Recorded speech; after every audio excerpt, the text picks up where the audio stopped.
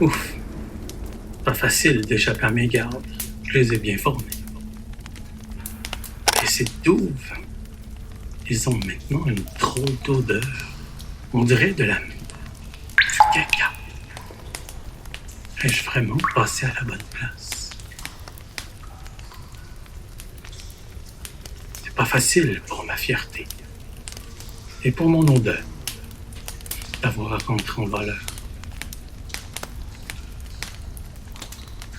Passer par la porte devant tous génère tellement de colère et de tristesse chez mes chevaliers.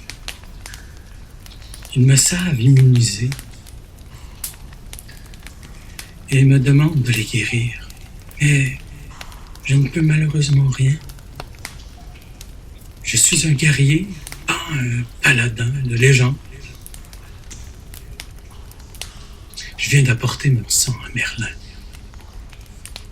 J'espère bien que ça pourra aider à trouver un remède et à passer notre immunité, à moi et celle de la Dame du Lac. En fait, je leur ai apporté les 200 vu que ça pourrait être utile.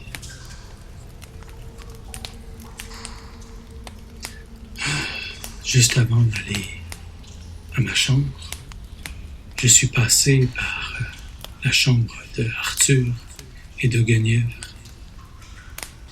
Je les vois malheureusement dépérir à chaque jour qui passe.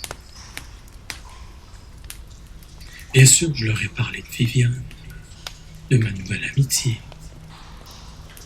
Mais j'ai le sentiment que ma reine en devine beaucoup plus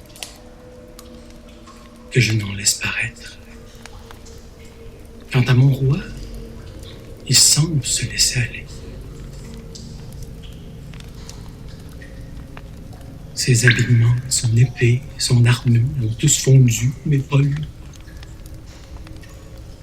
Par contre, lui ne se doute de rien. Et je suis peiné pour Geneviève. Geneviève, mais que dis-je? Guenièvre. L'éloignement me fait perdre la raison. Je suis peiné parce que...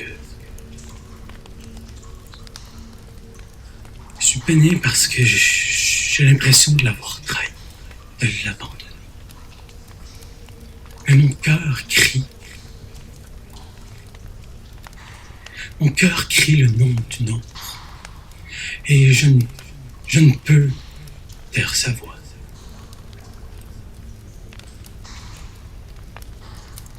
Sans savoir si c'est réciproque pour ma belle dame, pour la dame des étoiles. Qu'aurais-je à leur dire? Enfin, qu'aurais-je à leur dire pour qu'ils puissent vivre leur deuil, pour que Guenièvre puisse vivre son deuil? Distordius aussi n'est plus le même. L'autre jour, on se parlait par pierre magique.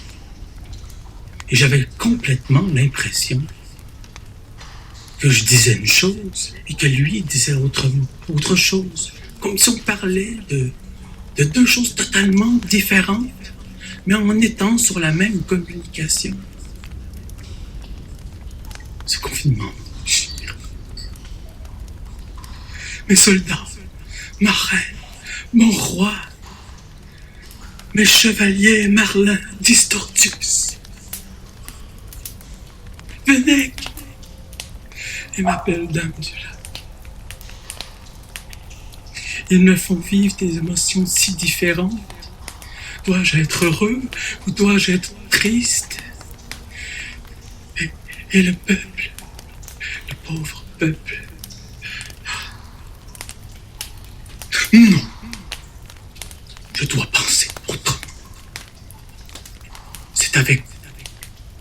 C'est en leur démontrant mon courage, sans m'abandonner à mon sort. C'est en faisant tout ça, en continuant mes discussions à la belle étoile avec la dame, que mes pauvres chevaliers pourront s'en sortir, que nous trouverons une solution. Je quitte à l'instant. Je vais aller revoir ma belle Viviane. Le secret réside dans le pouvoir du lac, le pouvoir de la passion et de l'amour. L'amour. Au revoir. Je vous reverrai. Et qui sait, peut-être m'avouera-t-elle enfin ce qu'elle a dans son cœur.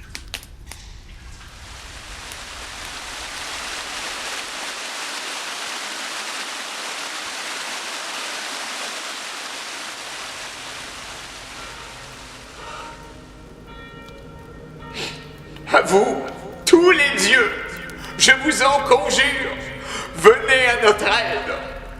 Si je suis venu dans cette église aujourd'hui, dans le temple de la vérité, c'est parce que j'ai tout essayé et que je n'ai plus d'espoir.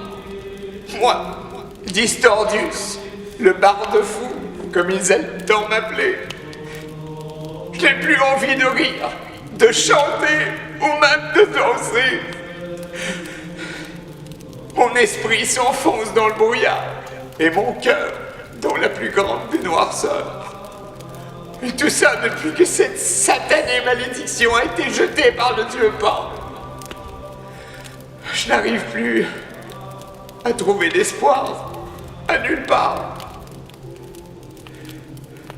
Que suis-je sans contact humain, sans taverne, sans banquet, sans réception? Comment puis-je pratiquer le 7e art? Il n'y a plus personne pour m'entendre, bon sang. Qui suis-je sans la musique, sans la chaleur humaine, sans les accolades fraternelles? J'ai peur d'être seul. Et chaque fois qu'une lueur d'espoir se pointe à l'horizon, le chaos revient au grand galop et tout bascule à nouveau.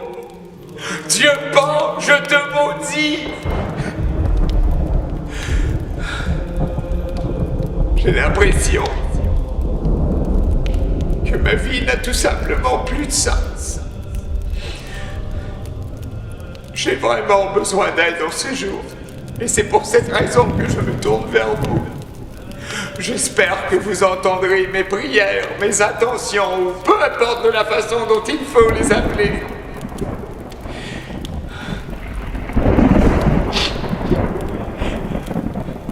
Certains pensaient que parce que j'avais été mis au cachot à plus d'une reprise à cause des insultes répétées envers le roi, j'étais habitué à vivre dans la noirceur et la solitude. Eh bien non! Et ce n'a rien de comparable! Tout le monde est isolé, au moins au cachot. J'avais la chance d'échanger avec d'autres prisonniers, avec les gardes, mais là, rien. Nous sommes seuls, chacun pour soi. D'accord, au départ, il y avait les roches magiques de Merlin. Ça occupait un peu, mais bon sang. L'hiver est terminé, le beau temps revient, et on ne peut pas se voir, on ne peut pas échanger. Nous, les humains, ne sommes pas faits pour ça. Je regarde mes amis autour de moi. Lancelot, il a l'air complètement déchiré entre l'amour qu'il éprouve pour Guenièvre et cet amour naissant pour la Dame du Lac. Il est tellement préoccupé par ses passions qu'il n'arrive même plus à me consacrer de temps. Moi, mon meilleur ami, le roi et la reine ont l'air de se déchirer à chaque instant. Viviane est préoccupée par le mal qui ronge la magie des fées à cause de cette maudite folie. Bernard l'ermite et Akhénaténopoulos vivent chacun de leur côté. Bernard au fond de sa grotte et Akhénaténopoulos, on ne le comprend jamais. Encore moins que d'habitude puisqu'il disparaît à chaque instant.